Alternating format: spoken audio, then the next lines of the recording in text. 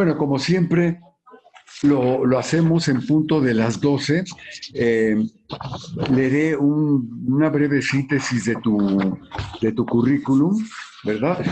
Hay gente que te conoce, hay gente que no. Entonces, bueno, pues yo prefiero de todas maneras leer para que antes de que sea tu conferencia podamos. Ahora sí, ya gracias. Sí, ahora parece que sí funciona el micrófono. Bueno, el doctor Alejandro Soriano Vallés es maestro en Letras Mexicanas por la Universidad Nacional Autónoma de México. En 2018, la Universidad del Instituto Americano Cultural le otorgó el grado de doctor honoris causa. Soriano Vallés, poeta, crítico literario, catedrático, editor y biógrafo de Sor Juana Inés de la Cruz, es uno de los más célebres investigadores de la vida y obra de la poetisa mexicana a nivel internacional.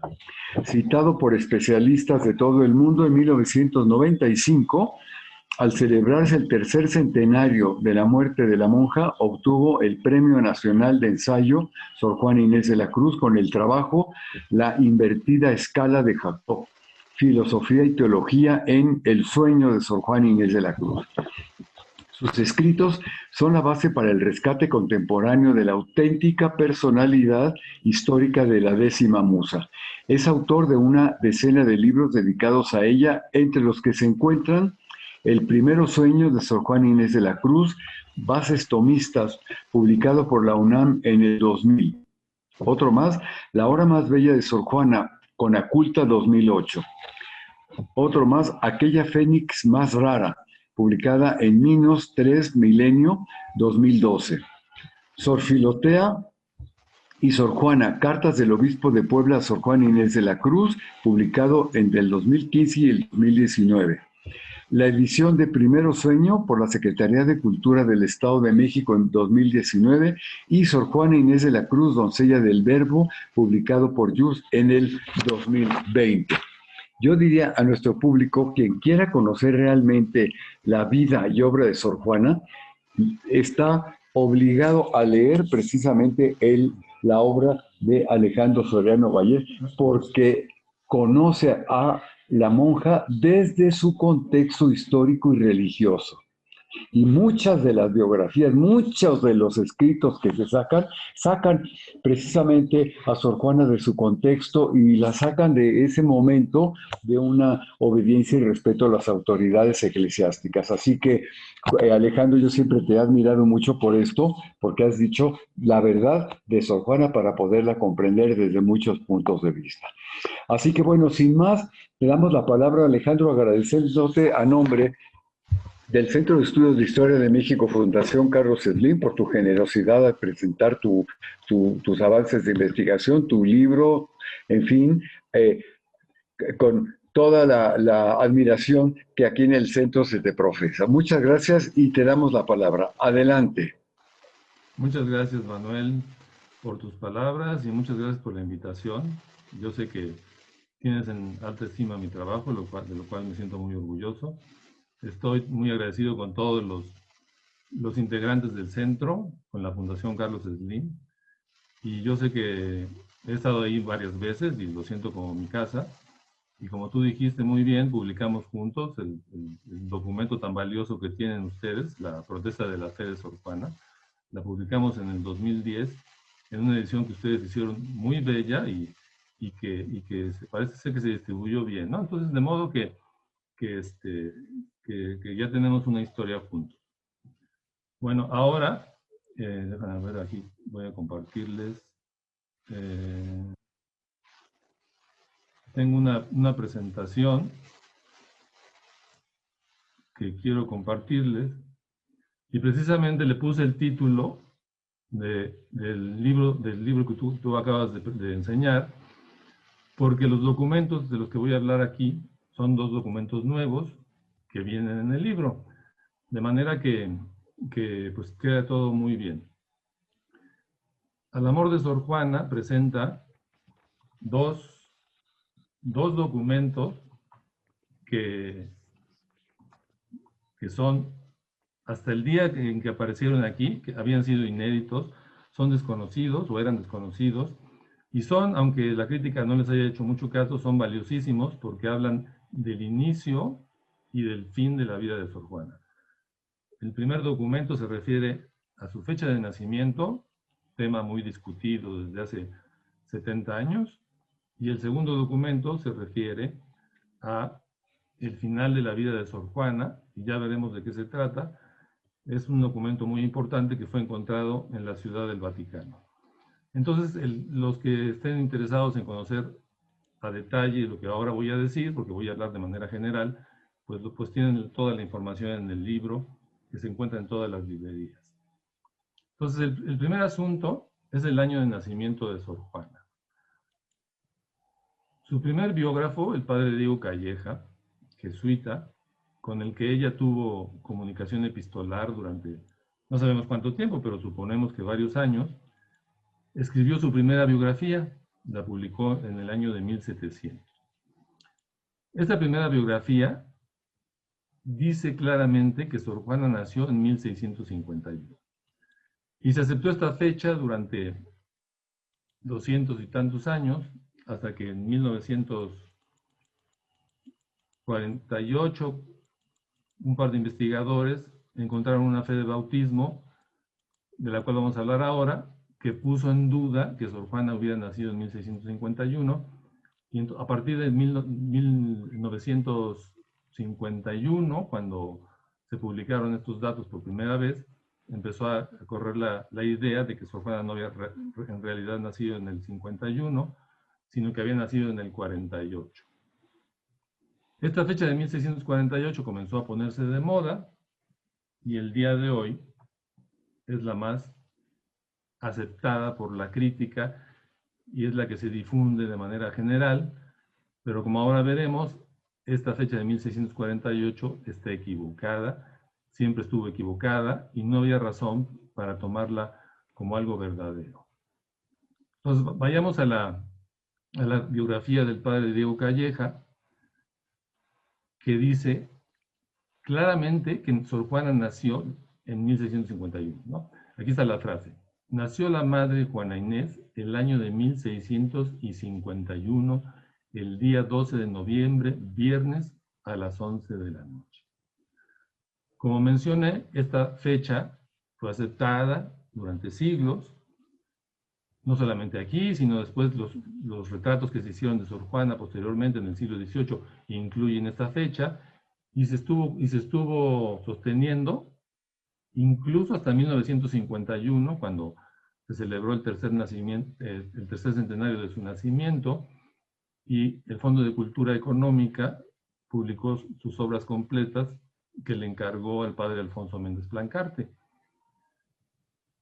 Aunque se celebró en 1951, las obras de Sor Juana publicadas por el padre Méndez Plancarte, el primer volumen, ya traía esta noticia de que se había encontrado una fe de bautismo de 1648, y ahí fue justamente cuando empezó a ponerse en duda esta fecha de 1651. Aquí tenemos las dos posturas. Diego Calleja, entonces en el año de 1700, dijo que Sor Juana había nacido el 12 de noviembre de ese año de 51, y diciendo que fue viernes. Una de las razones para no aceptar esta información del padre Calleja, según el descubridor de la fe de bautismo de 1648, Alberto G. Salceda, es que el 12 de noviembre de 1651 no fue viernes, sino fue domingo. Este dato comenzó a insertar una serie de dudas sobre la información que nos había brindado Diego Calleja, y empezó a hacer que muchos sorjuanistas posteriormente, sobre todo desde finales del siglo XX y en lo que va del XXI, pusieran en duda otros datos de la biografía de Diego Calleja. Datos que no tienen por qué ser puestos en duda, como ahora veremos. Entonces, el 12 de noviembre de 1651, en efecto, no fue viernes, sino fue domingo. Pero imaginémonos que vivimos en el siglo XVII, saber en qué día cayó X fecha en determinado año. El día de hoy es muy fácil porque uno recurre a Internet, busca un calendario perpetuo y ahí en unos segundos se encuentra uno el día. Pero en el siglo XVII no era tan sencillo. Entonces, efectivamente, el padre Diego Calleja falló en el día, pero si nosotros pensamos que falló en el día, pues no necesariamente tenemos que pensar que falló en la fecha ni en el año, porque entonces nada de lo que dijo fue verdad y entonces muchos datos que él nos ofreció sobre Sor Juana serían indignos de crédito. Entonces esta es la primera duda por la que Alberto G. Salceda dejó de creer en esta fecha aportada por el padre Calleja y nos ofreció la de 48. En realidad lo que Alberto G. Salceda estaba queriendo hacer era defender su hallazgo de la partida de bautismo de 1648. La segunda duda que planteó Alberto G. Salceda fue que el padre Diego Calleja dijo que Sor Juana vivió 44 años, 5 meses y 5 días. Alberto G. Salceda hizo las cuentas y dijo que el padre Calleja también se había equivocado en esto, porque Sor Juana vivió únicamente 43 años, pues de noviembre del 12 de 1651 a abril 17 de 1695 van tan solo 43 años. En efecto, cuando uno hace las cuentas, pues sí, Sor Juana vivió 43 años y no 44. Pero si uno tiene un poquito de caridad y no se pone tan estricto, pues entenderá cómo fue el proceso mental de Calleja.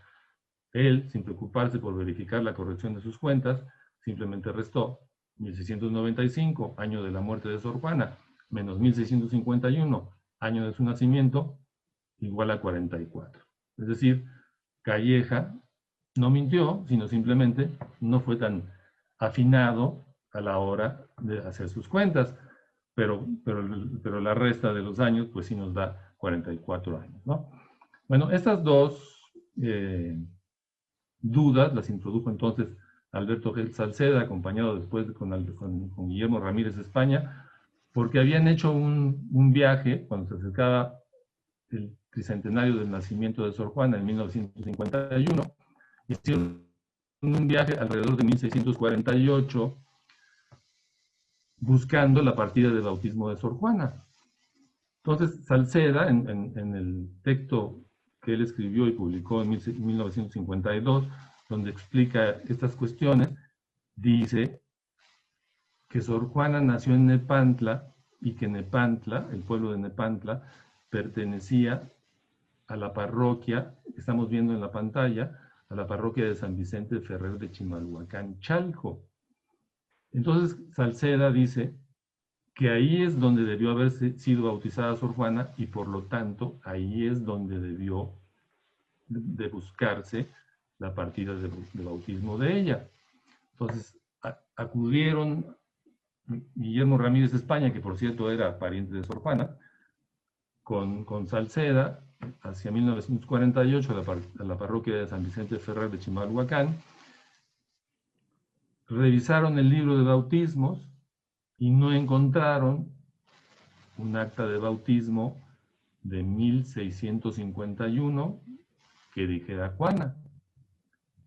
Como no la encontraron, buscaron en los años cercanos y se encontraron en el de 1648 una fe de bautismo de una niña Inés, cuyos padrinos son parientes, o parece ser que son parientes de Sor Juana, Miguel y Beatriz Ramírez, que seguramente son sus tíos, hermanos de su madre, o puede ser que Beatriz sea la abuela, porque la abuela de Sor Juana también se llamaba Beatriz. Entonces encontraron estos datos, los padrinos son familiares de Sor Juana aparentemente, la niña se llama Inés, recordemos que su nombre de monja era Juana Inés, y nació en el 48, y como no encontré una fecha del 51, pues entonces me parece que esta debe de ser la de Sor Juana. El asunto se empezó a popularizar, se aceptó, como dije hace unos minutos, y el hecho es que el día de hoy, esa fe de bautismo se toma casi universalmente como si fuera la de Sor Juana. Vemos en muchas biografías y en muchos artículos y en publicaciones que hablan de ella, que se presenta como si hubiera nacido en 1648. Aquí tenemos el interior del templo de Chimalhuacán y la pila de bautismo, donde ellos dicen que fue bautizada Sor Juana. Esta pila de bautismo, pues es una pila hermosa, aquí por desgracia tiene la tapa, pero también es famosa porque es una pila grande y de las más antiguas de México, y muy bien labrada, y entonces, cuando uno va de visita, lo llevan uno al interior del templo y le dicen, esta es la pila donde se bautizó a Sor Juana. En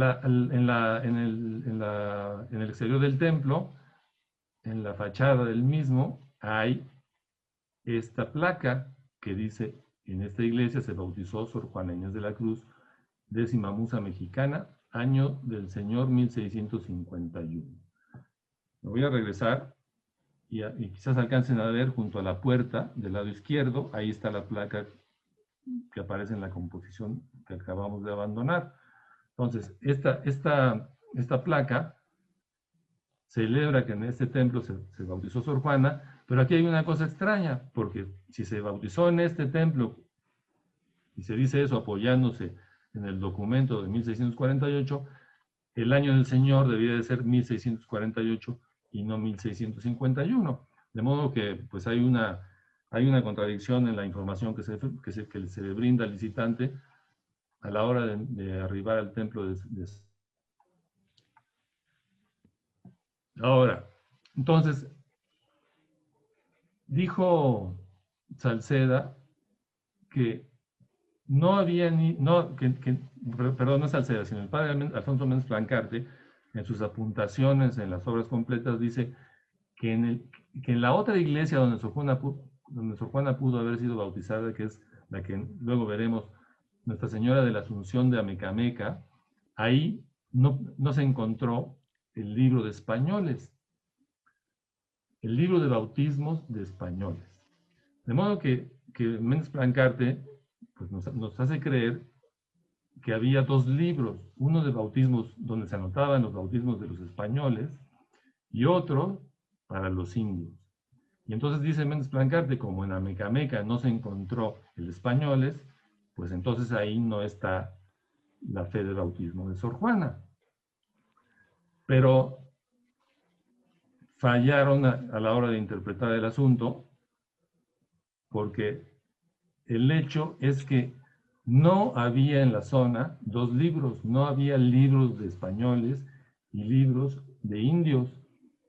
Como la población indígena era tan alta y la de españoles, es decir, la de criollos, de los nacidos de familias españolas, hijos de españoles, o hijos de criollos, perdón, era tan diminuta la población, pues entonces, ¿dónde se anotaban los bautizos de estos niños? Se anotaban en el libro de bautizos de indios. Es decir, eran tantos los indios y tan pocos los hijos de españoles que no valía la pena hacer un libro de españoles y se incluían en el libro de indios. Se hacía una anotación en la partida de bautismo en un costado o en el interior de la misma diciendo que eran españoles. Es decir, si la anotación no dice que es española la criatura, es forzosamente indígena. Y uno puede ver, al revisar el libro, que la mayor parte de los niños, como ya dije, son indígenas. Esto queda claro en un auto de visita que está dentro del libro de bautizos de indios de la parroquia que acabamos de ver de San Vicente Ferrer de Chimalhuacán. Es un auto de visita del arzobispo de México, Francisco Manso y Zúñiga, del año de 1632. Aquí podemos ver lo que dice. En el pueblo de Chimalhuacán, Chalco, a 3 días del mes de enero de 1632 años, el ilustrísimo doctor don Francisco Manso y Zúñiga, arzobispo de México, del Consejo de Su Majestad y del Real de las Indias, etcétera, mediante intérprete en lo que fue necesario, vio y visitó este libro que exhibió el doctor Fray Hernando Martín Calvo, vicario del convento de este dicho pueblo y ministro de doctrina de la iglesia de él. Y aquí está lo que subrayo porque es muy importante. Donde parece se asientan las criaturas hijos de españoles e indios que se bautizan en la dicha iglesia y doctrina. Y le halló y está por buen estilo y orden conforme a lo dispuesto por derecho, y así se continúe en lo de adelante por los religiosos a cuyo cargo estuviera esta doctrina. Y para que se cumpla lo mandó a sentar por auto y lo señaló. Y viene la firma del doctor Francisco Manso y Zúñiga, ante mí, Alonso de Carvajal, notario público. Entonces, en lo que subrayé, quedan claras las cosas, ¿no? Donde parece se asientan las criaturas, hijos de españoles e indios que se bautizan en la dicha iglesia y doctrina. Este libro contiene bautizos de españoles y de indios. Si no dice español en la partida, es indio. Espero que esto quede claro. Aquí tenemos los folios donde está la famosísima partida de la niña Inés de 1648. Es la última del lado derecho, ahí le puse una flecha roja. Esta partida ahorita la vamos a ver completa, pero si ustedes notan, se ha vuelto tan popular que hay 3 flechas, 2 a sus costados y una abajo, donde, como queriendo decir, esta es la fe de bautismo de Sor Juana. De modo que alguien alteró este antiguo documento de esta forma tan poco civilizada, seguramente por pasión y queriendo decir, esta es la fe de bautismo de Sor Juana. Aquí la tenemos ya de manera cercana. En 2 de diciembre de 648 bauticé a Inés, hija de la iglesia. Fueron sus padrinos Miguel Ramírez y Beatriz Ramírez. Firmado Fray Pedro de Monasterio. Hija de la iglesia quiere decir que sus padres no estaban casados. Eso es lo que quiere decir, ¿no? Pero si vemos la fe de bautismo, no dice en ningún lado que sean hijos de españoles, ni que sea española, de modo que pues esta niña forzosamente debe ser indígena. Este mero hecho descarta que esta fe de bautismo que se ha vuelto tan popular y que ha hecho creer que la fecha de nacimiento de Sor Juana es 1648, no debe seguir siendo tomada en cuenta. Sor Juana no nació en 1648, sino como dijo el padre Calleja, en 1651. También ya lo mencioné hace rato, el dato que les hizo creer que podía ser la de Sor Juana es lo que dice aquí, ¿no? Fueron sus padrinos Miguel Ramírez y Beatriz Ramírez, que son los hermanos de la madre de Sor Juana, sus tíos, o también ya dije, quizás Beatriz Ramírez sea la abuela. Pero este hecho, si se presenta de manera aislada, hace creer que sí, que es muy probable que sea la fe de bautismo de Sor Juana. Pero cuando se revisa el libro completo, se ve que Sor Juana aparecen muchas veces bautizando de niños, no necesariamente de su familia, sino niños indígenas, probablemente sirvientes o peones de sus haciendas.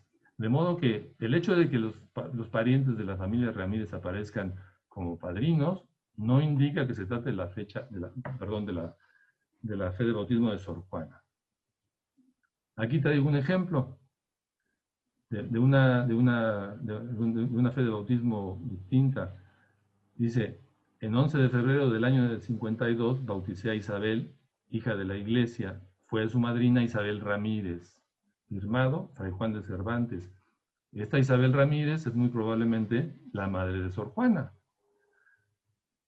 Un investigador ha hecho pasar esta fe de bautismo como si fuera de Sor Juana, con la intención de hacer valer la fe de bautismo de 1648, porque si tienen la fecha del 11 de febrero del año de 1652, resultaría que Sor Juana no pudo haber nacido en noviembre de 1651, como dijo el padre Calleja. Entonces, esto que se presenta con tal finalidad, pues no puede ser, porque simple y sencillamente no dice que sea española.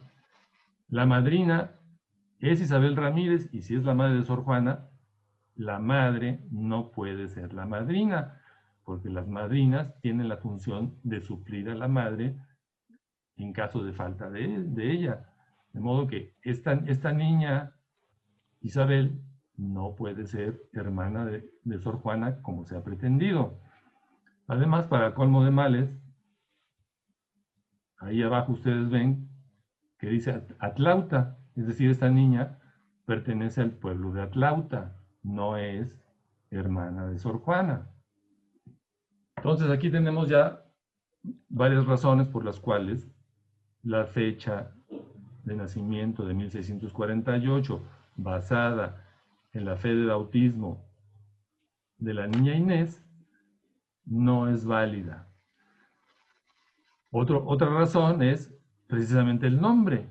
Inés no es el nombre con el que Juana Inés se presentó siempre. Siempre fue conocida como Juana, nunca como Inés sola. De hecho, parece ser, y esto está en duda todavía, pero parece ser que el nombre Juana Inés es nombre de religiosa, no es un nombre de pila.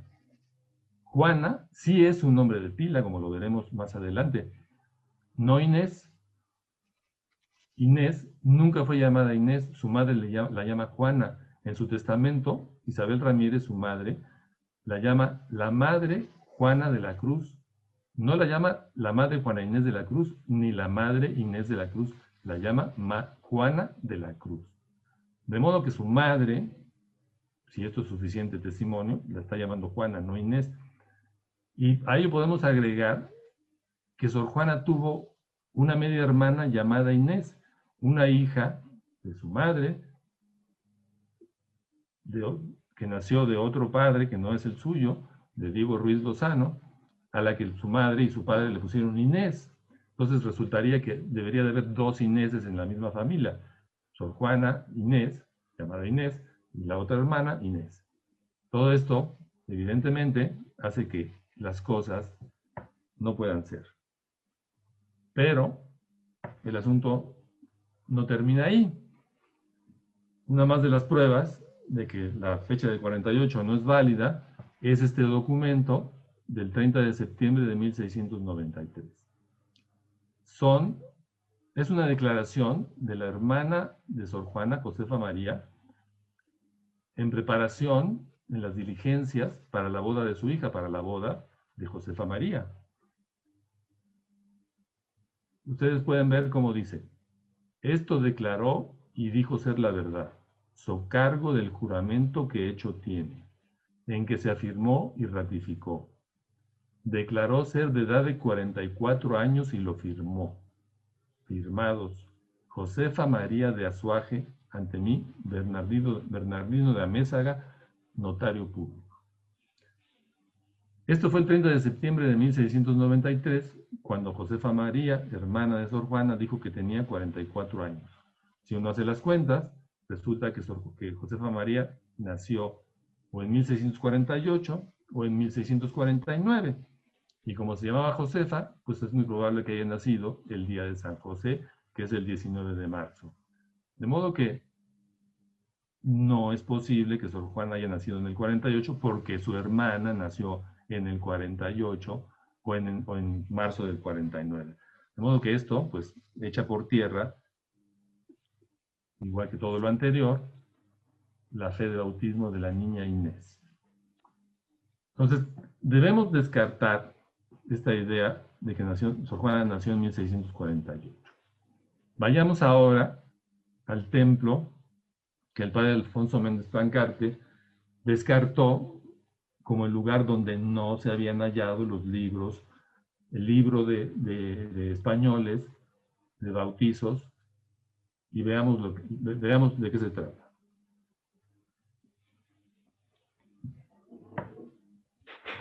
Ustedes ven en esta foto del último tercio del siglo XIX el templo de Nuestra Señora de la Asunción de Amecameca. Es, entre paréntesis, una hermosa foto porque en el fondo se ve el volcán y se ve la población indígena, se ven todavía en el siglo XIX los carruajes tirados por animales, ¿no? Y entonces nos permite hacernos una idea de cómo debió haber sido el entorno rural de la niñez de Sor Juana, porque si así estaba en el siglo XIX, pues debió haber sido algo parecido en el siglo XVII. Entonces, una población rural, llena de indígenas, y ese es el templo de Nuestra Señora de la Asunción de Amecameca. El padre Alfonso Méndez Plancarte dijo que aquí no estaba el documento. ¿Se equivocó? Ahora veremos que aquí de indios de esta parroquia se halla una fe de bautismo perfectamente adjudicable a nuestra Sor Juana. Aquí tenemos 2 folios del libro de bautismos de indios de la parroquia de Nuestra Señora de la Asunción de Amecameca. El último, del lado derecho, es el registro que creemos corresponde al nacimiento de Sor Juana. Ahí está señalado con una flecha roja. Si ustedes ven, ninguno de los folios dice que la niña sea, bueno, no se alcanza a ver aquí bien, pero ahora veremos que el de ella sí dice que son españoles. Esta es la fe del bautismo que creemos que perteneció a Sor Juana. En 27 días del mes de diciembre de este año de 1651, bauticé a Juana, hija de la Iglesia. Fueron sus padrinos Antonio Caubín y Luisa Tufiño, españoles, y por verdad lo firmé, Fray Sebastián de Solís. 27 de diciembre de 1651. Si Sor Juana nació el 12 de noviembre, como dice el padre Calleja, Sor Juana fue bautizada un mes y medio después, siguiendo las normas de la Iglesia, que dice que los niños deben de ser bautizados inmediatamente, ¿no? Ahí vemos que dice hija de la Iglesia, lo cual, como ya mencioné hace rato también, significa que la niña es hija de padres no casados. Los padres de Sor Juana, y esto es un misterio hasta la fecha, parecen haber vivido en amaciato, término que no es muy del agrado el día de hoy, pero es el término correcto, y no estaban casados, ¿no? Entonces, eso es lo más probable, y eso es lo que este papel dice. Ahora bien, vayamos al asunto de los padrinos, ¿no? Porque tenemos que saber, para poder tener mayor certeza, quiénes son los padrinos. Entonces, tenemos aquí la niña Juana, hija de Isabel Ramírez, y hay un documento del siglo XVIII, que es una limpieza de sangre, de uno de los descendientes de la familia Cornejo Ramírez, en el cual se habla de uno de los primos de Sor Juana y se menciona la familia Caubín. El padrino que aparece en el documento que acabamos de ver es Antonio Caubín, o Caudín o Caubino. Ahora bien, Inés Ramírez, la hermana de Isabel, la madre de Sor Juana, estuvo casada con Alonso Cornejo. De ellos nació el primo de Sor Juana, José Cornejo. José Cornejo buscó un documento de limpieza de sangre que está relatado en el documento del siglo XVIII que ya mencioné. José Cornejo invitó como testigo a José Caubín. José Caubín, en su deposición como testigo, dijo que él conocía a José Cornejo y a la familia y a su familia, a sus padres, a Inés y Alonso, desde toda su vida. O sea, aquí hay una relación clara entre la familia Caubín y la familia Ramírez, lo cual hace que el hecho de que Antonio Caubín aparezca como padrino de Sor Juana sea perfectamente aceptable y haga que sea válida la fe de bautismo que estamos presentando. Entonces, esta fe de bautismo tiene todas las características para ser la de la niña Juana. Perdón, aquí ya me estoy adelantando.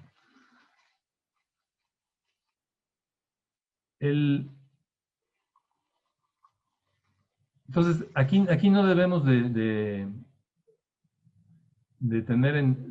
tener dudas, porque este Antonio Caubín, en el libro vienen los datos, fue dueño de una hacienda en la zona de Chalco, es decir, fue vecino de la familia Ramírez, y pues todas las cosas cuadran, ¿no? Es decir, en el libro hay más detalles de los compadrazgos compartidos entre la familia de la hermana de Sor Juana y su marido Cornejo con los habitantes de la zona, ¿no? Entonces, pues todo queda muy bien. Les corresponde a los especialistas tomar en cuenta esto y no ignorarlo, ¿verdad?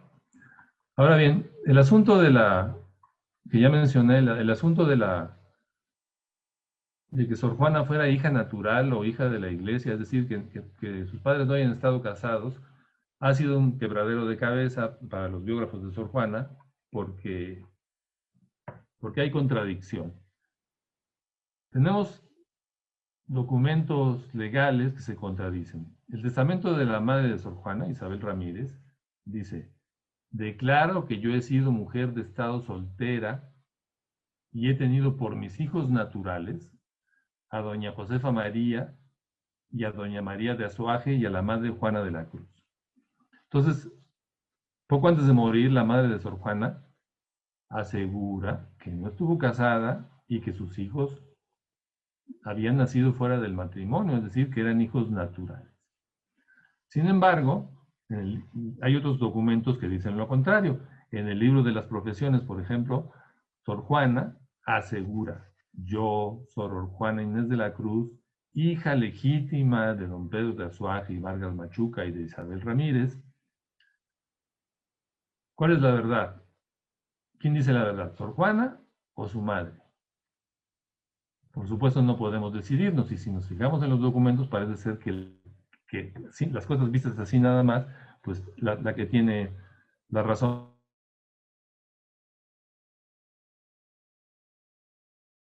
que era hija legítima sin serlo. A mí esta explicación no me parece convincente, ni siquiera me parece digna de ser tomada en cuenta, porque acaba con el crédito de Sor Juana, ¿no? Y Sor Juana había dicho claramente en la respuesta a Sor Filotea, en su autobiografía: Dios me ha hecho la merced de darme gran amor a la verdad. Es decir, Sor Juana, yo no creo que haya mentido.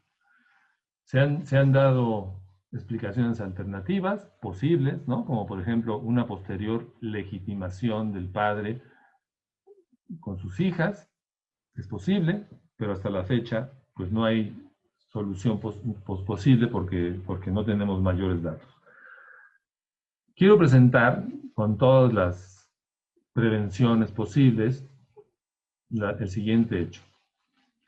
Existe en algunos lugares la costumbre, y este papel que está aquí lo prueba, la costumbre de decir junto hijo legítimo y natural, ¿no? Aquí tenemos el ejemplo. En el nombre de Dios Todopoderoso, amén. Sepan cuantos esta carta vieren, como yo, el capitán don Pedro de Perea, natural de la Villa Carrillo de los Reinos de Castilla, hijo legítimo y natural del licenciado Alonso de Baena y Molina y de doña Catalina de Perea, vecinos y naturales de dicha villa, estante al presente en este pueblo de Coyoacán, etc. Es decir, aquí tenemos un documento de la época, de la zona, ¿no?, de Coyoacán, donde se dice que el que firma es hijo legítimo y natural. Pues aquí no son términos contradictorios.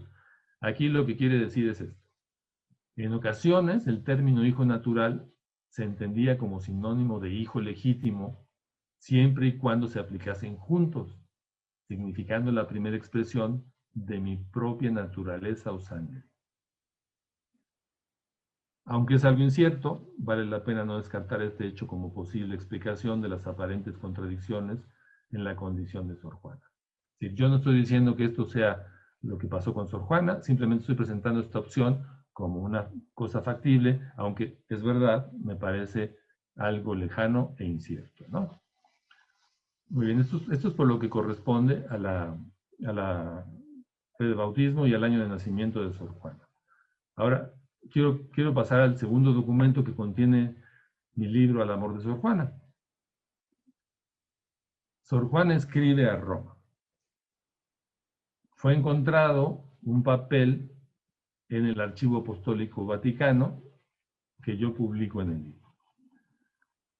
Este papel es el que ustedes están viendo y es una cédula en la que se dice lo siguiente. Está escrita en italiano por el anverso y por el reverso ahora lo veremos, pero por el anverso está escrita en italiano. La traducción al español dice: Eminentísimos y reverendísimos señores, doña Juana Inés de la Cruz, religiosa de la Orden de San Jerónimo en el convento del mismo San Jerónimo de la Ciudad de México, encontrándose afectada por algunas dolencias que no le permiten poder ejercer ningún cargo en su orden religiosa, suplica humildemente, por lo tanto, dignarse eximirla de todos los cargos de la misma orden religiosa y que no pueda ser obligada por ningún superior a aceptarlos del todo, etc. Este papel está registrado en enero-marzo de 1694. Es decir, poco más de un año antes de la muerte de Sor Juana. Es, como ustedes comprenderán, un documento valiosísimo porque nos aporta datos sobre la vida de Sor Juana que no quiero decir que no teníamos, pero que viene a afinar y a complementar lo que ya sabíamos.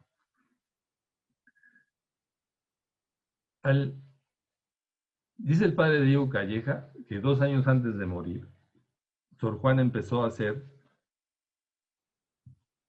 obras de supererogación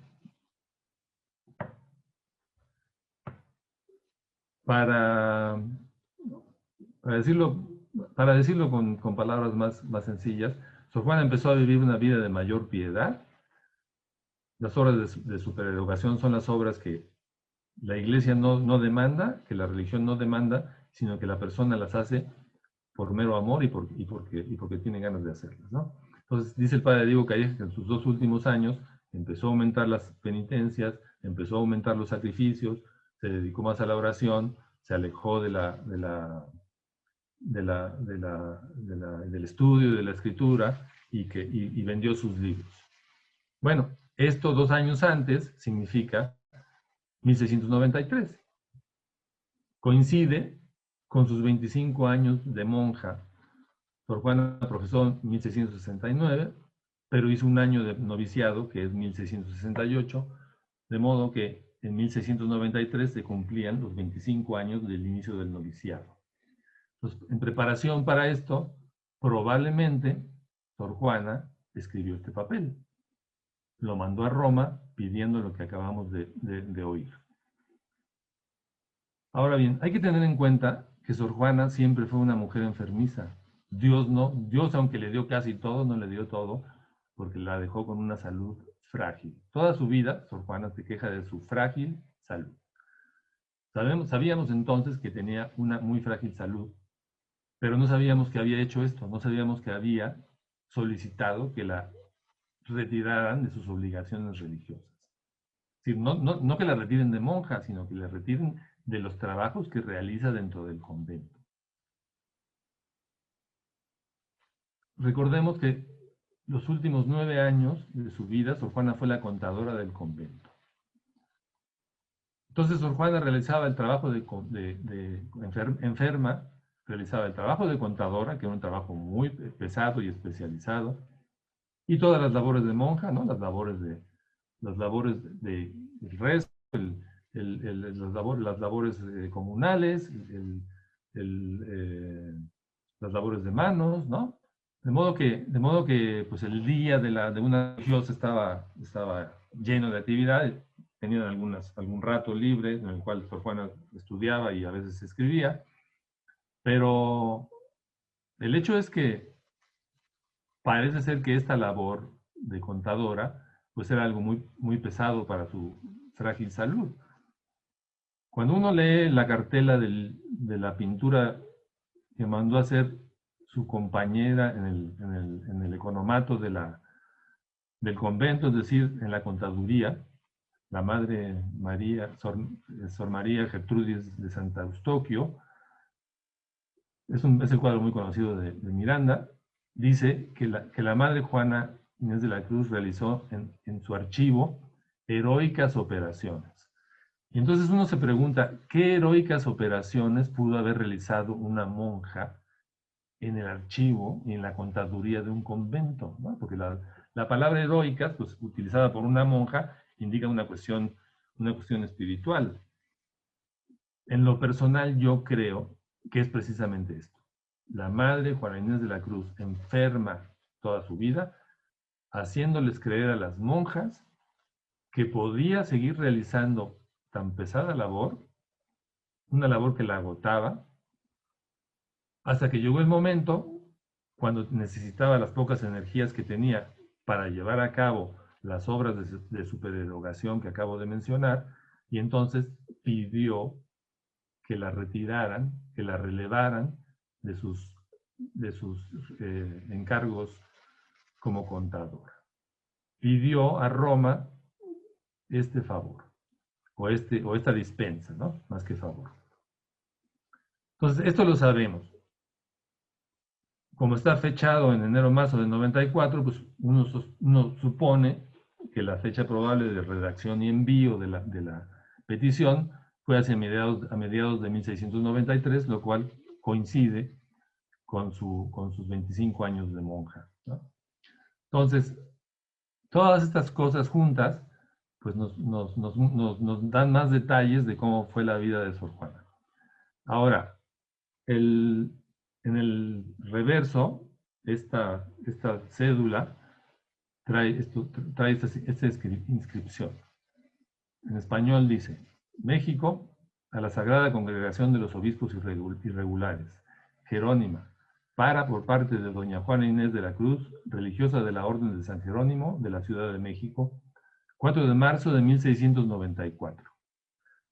Esto está en italiano y es la explicación de lo que trata la cédula. Abajo trae la aprobación en latín y en español dice, por 6 años de tiempo flexibles, su valor legal será certificado por la autoridad del muy reverendo ordinario, o sea, por el obispo. Roma le concede el permiso, pero tiene que autorizarlo el obispo.